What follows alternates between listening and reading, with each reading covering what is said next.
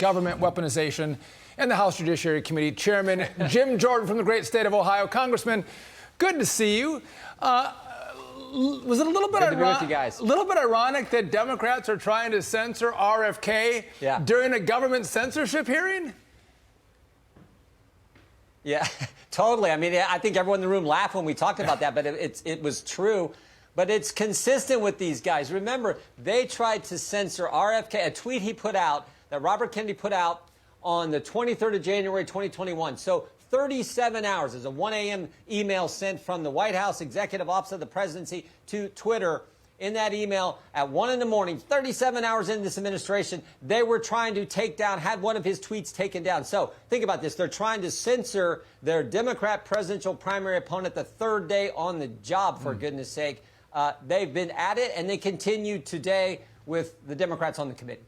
Congressman Jordan, watch as Democrats try to shut Kennedy down again and remove him. Why would the Republican leadership and the committee majority give a hearing and a platform to the witnesses today, specifically to Mr. Kennedy, a man who has recently claimed that COVID-19 is targeted to attack Caucasians and Black people? I move that we move into executive session because Mr. Kennedy has repeatedly made despicable anti-Semitic and anti-Asian comments as recently as last week.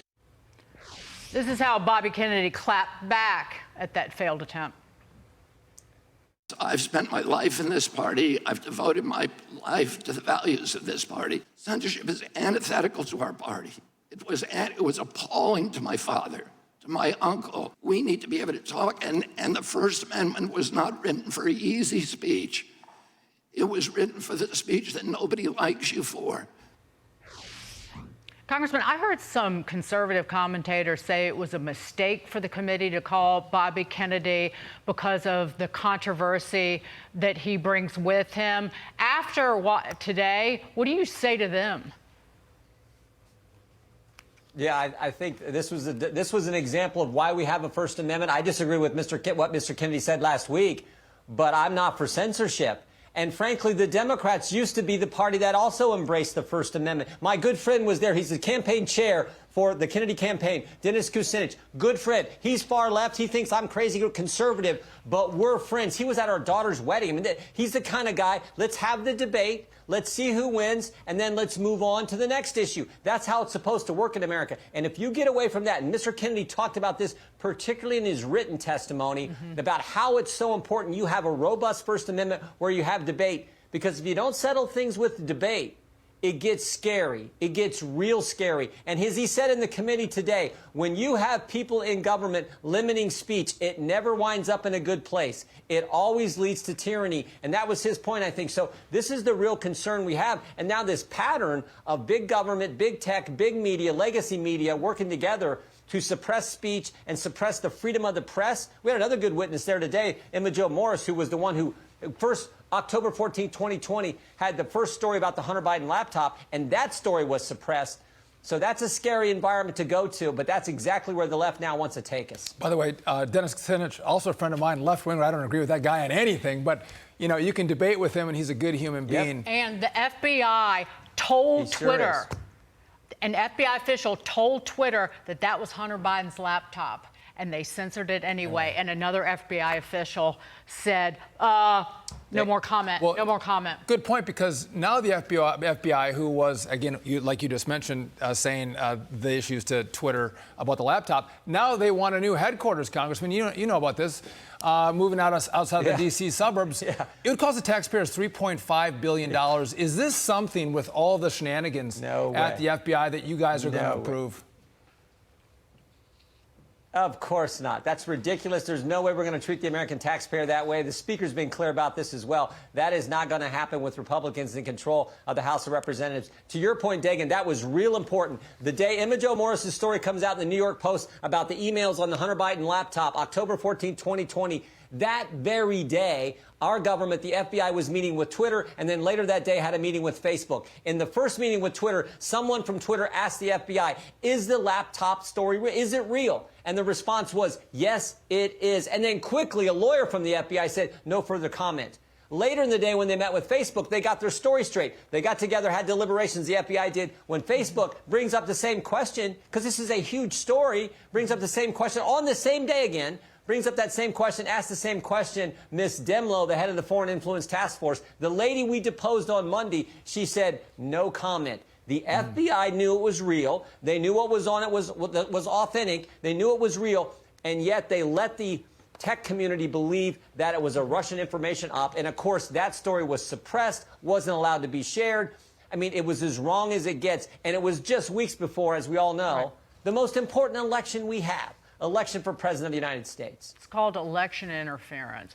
And but this is the road that you are still heading down. Yesterday marked a major day in the investigation into Hunter Biden and Joe Biden's business dealings. The American people finally getting to hear from not one but two whistleblowers directly. But folks at home are left to wonder what is next. I do know that House Oversight will hear from Hunter Biden's partner, Devin Archer, next week. But what else? Right. Well, that's an important deposition that we want to happen. Now, it keeps getting moved, keeps getting rescheduled. We'll see. I hope it does happen. I know Chairman Comer is pushing hard for that deposition to take place.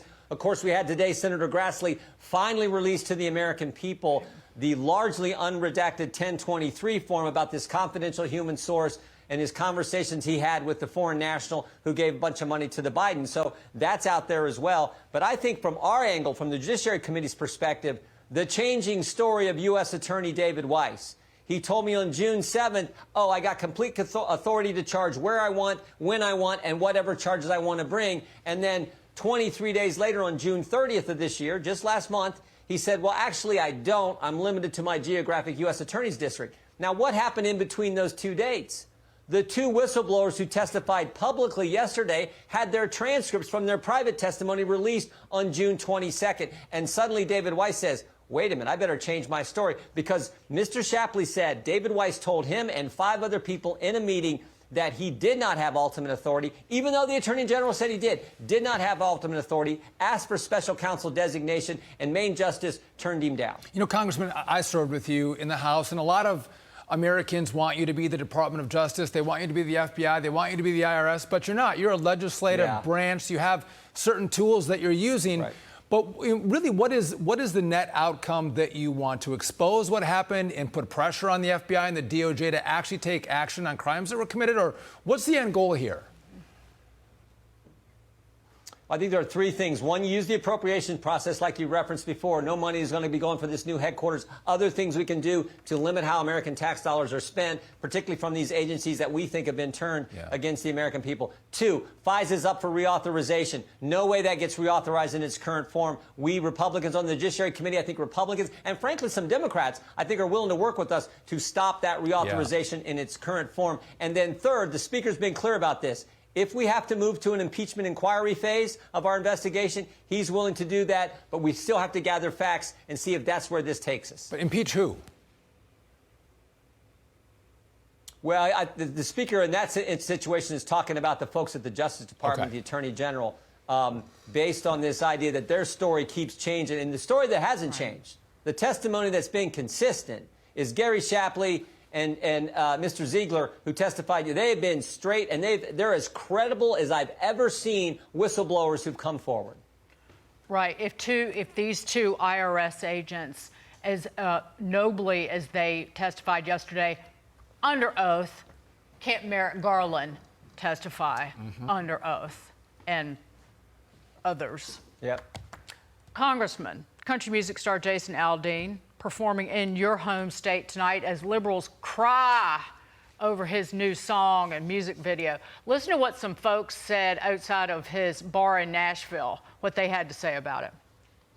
He's just saying small town values, we're going to take care of each other. I think we all can have our equal opinions and not be offended. I don't think it had anything to do with race or anything. I think this song was just a very basic song about living in a small town. Either it's freedom of speech or it's not. One way or the other. We don't get it both ways. What do you think? Yeah. The cancel culture will stop at nothing. They'll go after any. This is what's so frightening. They'll go after Jason Aldean. They'll go after Robert F. Kennedy Jr. They'll go after Elon Musk. They'll go after Dianne Feinstein. I remember a couple years ago, the mob said Dianne Feinstein said something like 20, 30 years ago that they thought wasn't appropriate.